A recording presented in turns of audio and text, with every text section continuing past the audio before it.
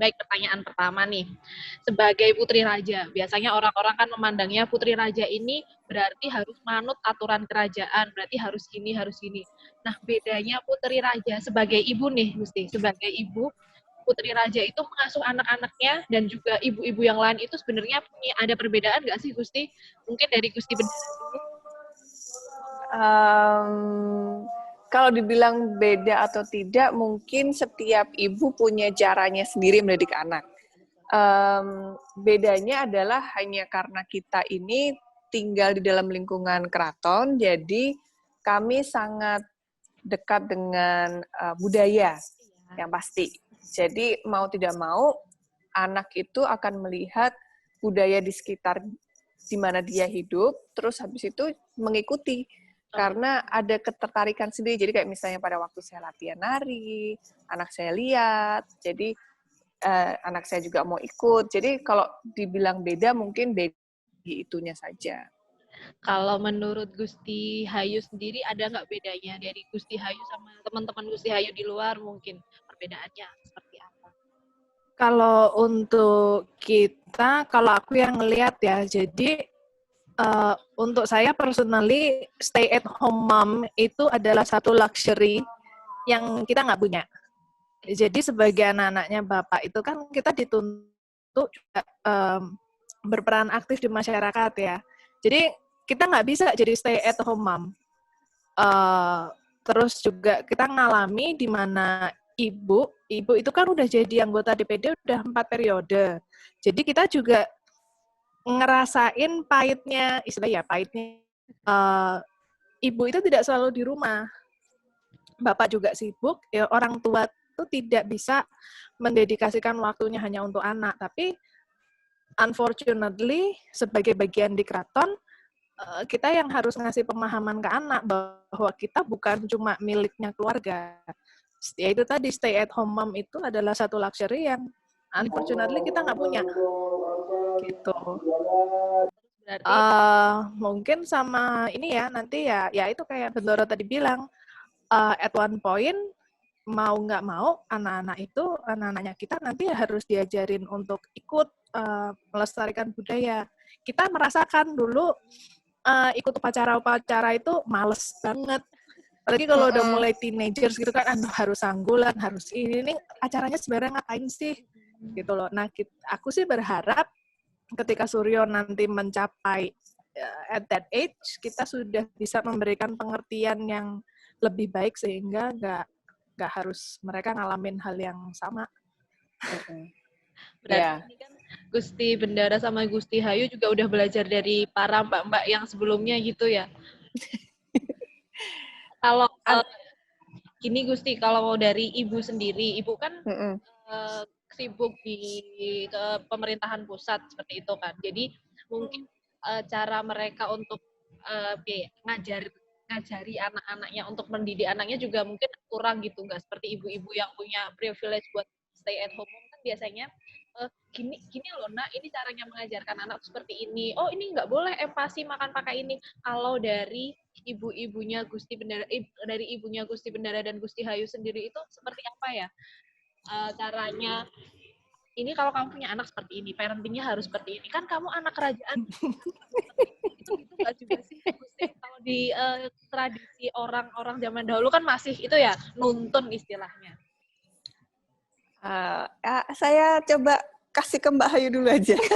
Soalnya saya biasanya nggak ya. Mbak Hayu dulu aja deh. Enggak, jadi kan jadi kebetulan kan meski anak saya itu kan yang paling kecil, jadi banyak trial error-nya itu Bendoro yang kena sebenarnya. Karena kalau aku sih tinggal ngekor dari Bendoro, karena kalau aku kan udah the youngest dan anak pertama ya, jadi aku kan sebenarnya banyak tanya-tanya Bendoro. Nah kalau Bendoro tuh kan memang sekarang generasinya beda ya, jadi ada yang apa sih baby led winning segala macam. Sementara kan namanya eyangnya kan mungkin ngelihat ini bocah kok makan berantakan banget gitu. Ibu juga masih sama kayak ibu-ibu di luar sana ya? Mbah-mbah gitu di luar sana yang gini. Iya juga karena jarak terdekat kan si anak-anaknya Mbak Mangku kan mereka sudah teenagers. Jadi generasi pendidiknya mungkin ya itu juga ajarannya udah agak beda. Jadi sebenarnya Ya. sering kena sih bendoro. Iya. Kalau aku sih apa ya? Mencari komprominya dengan biar si Suryo kalau pas makan yang makan besar, makan pokok itu biar di kamarnya sendiri aja. Ngumpet dari eyangnya. Nanti kalau baru snack gitu, nah oke lah, nggak apa-apa. Tapi aku selalu bawain snack yang relatively healthy. Soalnya kalau nggak kan, namanya eyang itu kan kalau lihat cucunya udah megang toples apa gitu kan, ya udah dikasih. Nah perkara itu isinya peyek emping yang kita pengen teriak.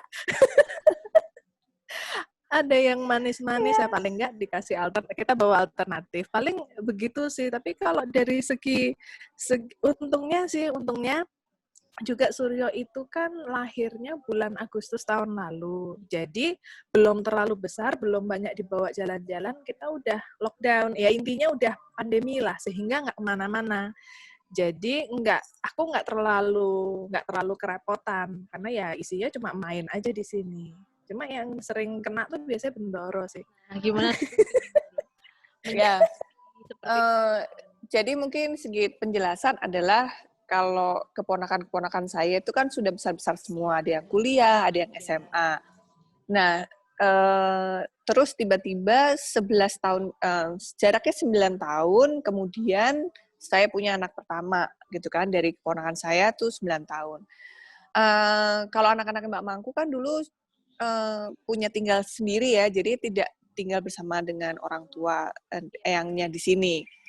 Nah, kalau Nisaka itu mungkin dulu saya masih bukan agak ya, tapi saya masih perlu bimbingan dari bapak sama ibu gitu kan, gimana sih caranya besarkan anak, terus disiplin dan segala macam. Nah, tetapi kembali lagi peraturan terhadap anak dan peraturan terhadap cucu itu sedikit berbeda gitu kan.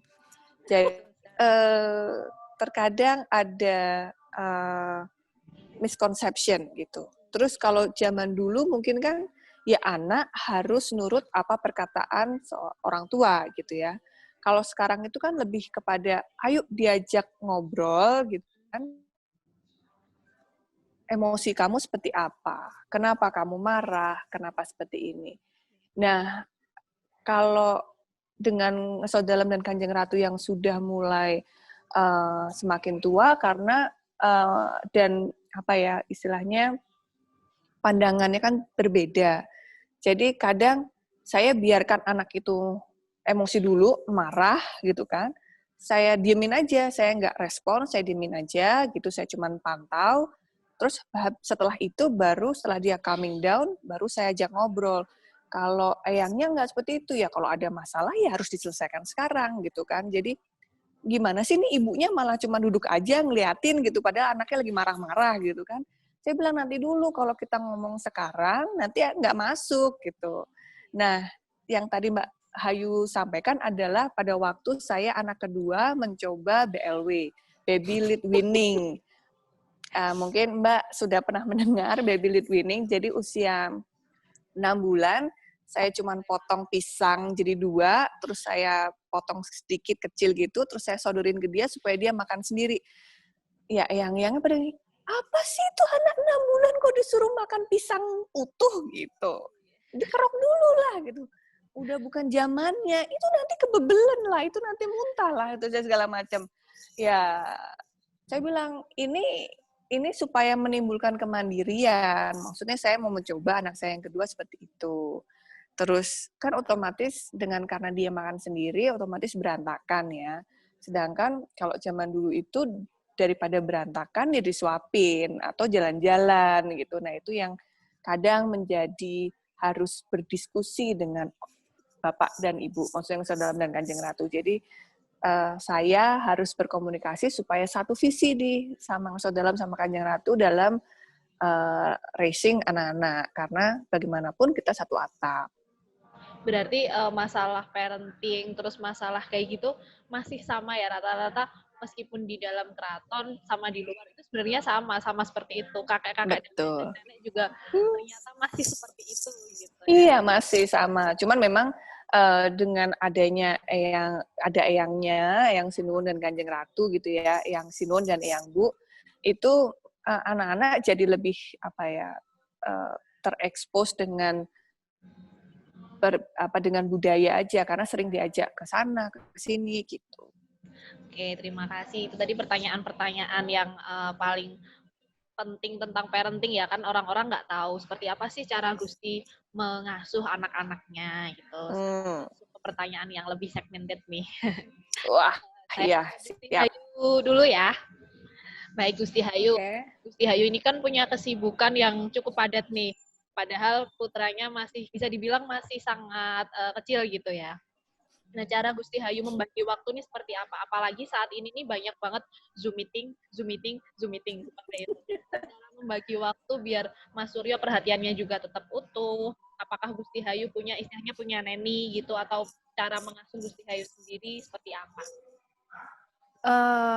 Punya neni sih, memang mau tidak mau karena kemarin pas Suryo baru sebulan 2 bulan itu juga udah kita ada persiapan sekaten ya waktu itu ya Bendoro ya.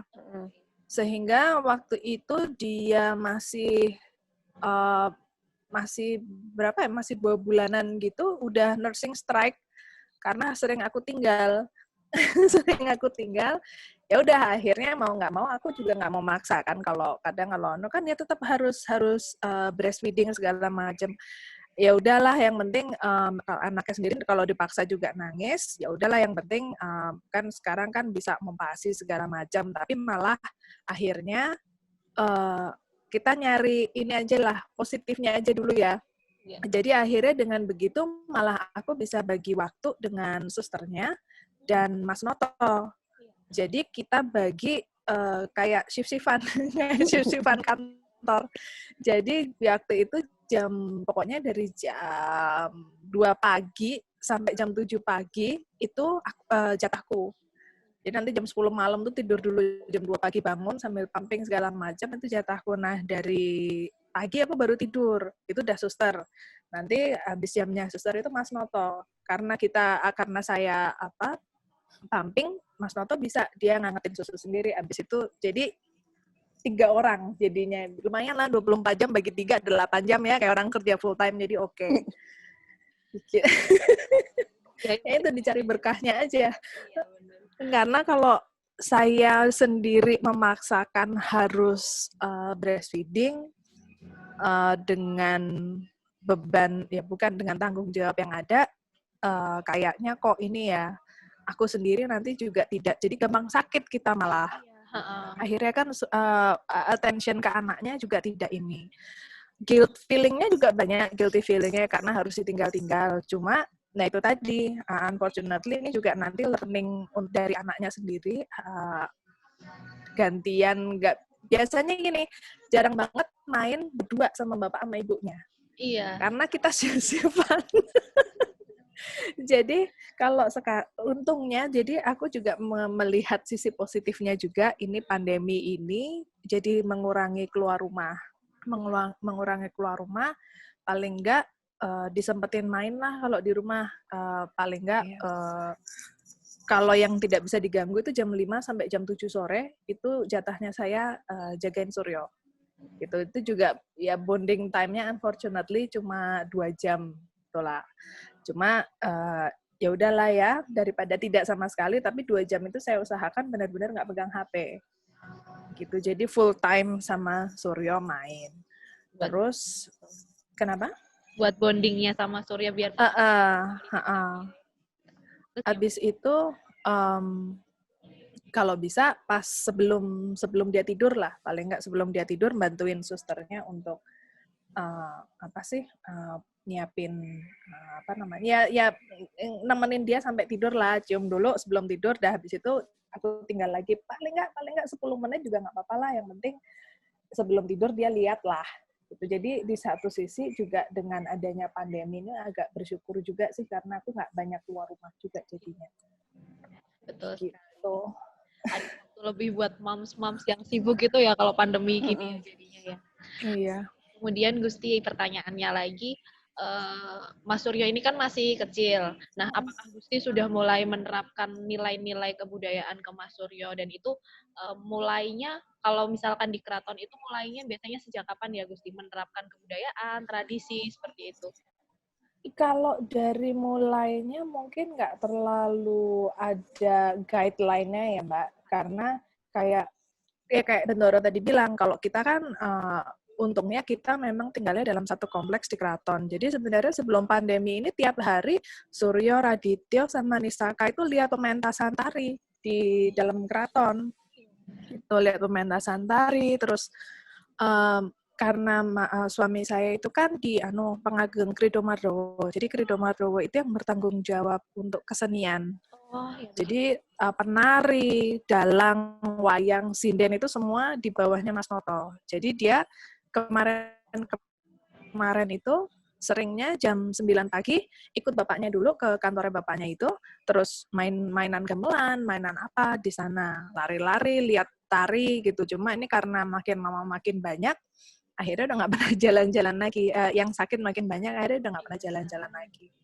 Cuma di tempatku ini ada ini instrumen gamelan, jadi ada gender, ada ini karena suami saya kan memang juga ini. Jadi dia sering mainan itu. Kalau kayak Mbak Mangku, karena tinggalnya di luar, tidak se-involve itu. Jadi nggak ada guideline persisnya sih. Berarti tidak ada aturan khusus ya. Ini harus mengajarkan nari di usia segini gitu. Berarti nggak ada ya, Gus? Enggak. Kalau tradisi-tradisi di Keraton Jogja itu kan ada seperti upacara adat gitu ya. Kalau dari anak-anak sampai dia menuju remaja itu ada berapa tradisi sih Gusti yang biasanya dijalani dari mulai si kecil lahir? Kalau dari lahir itu kan yang paling dekat itu ada selapanan. Dia 35 hari. 35 hari, habis itu ada tedak siten. Iya. Ada tedak siten tuh biasanya kalau udah mulai merangkak sih. Karena dia tedak siten kan udah turun ke tanah, udah nggak harus digendong terus gitu. Habis itu nanti tergantung, kalau perempuan tuh ada namanya tetesan.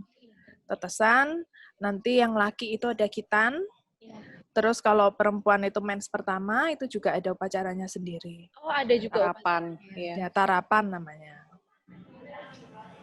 Sampai berarti sampai kalau perempuan sampai menstruasi itu ya menuju remajanya.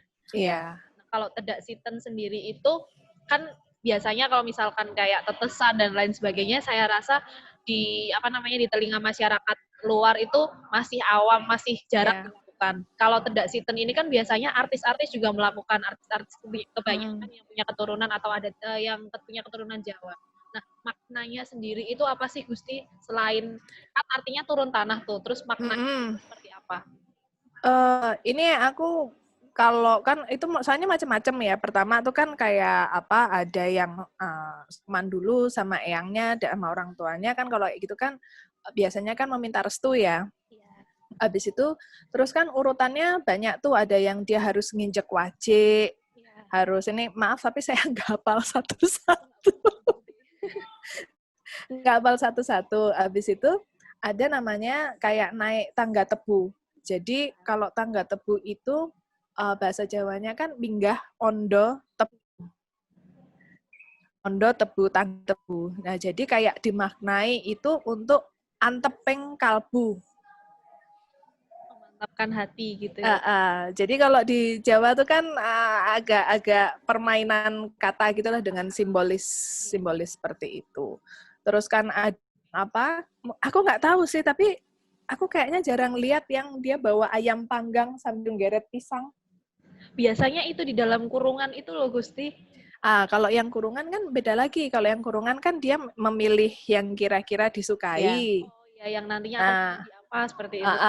Nah, yang aku jarang lihat itu yang terus dia pakai kayak tongkat dari tebu, bawa ayam panggang Enggak. sambil ngeret Saya nggak tahu pisang. kenapa harus ayam panggang ya. Tapi itu di keraton juga ada dilaksanakan yang itu, yang sambil geret ayam panggang. Iya. Iya, Arti maknanya apa itu Gusti? Nggak tahu juga. artinya boleh tak follow up berikutnya. Nanti saya bisa itu. Nggak, Aku punya jadi tanya WhatsApp ya.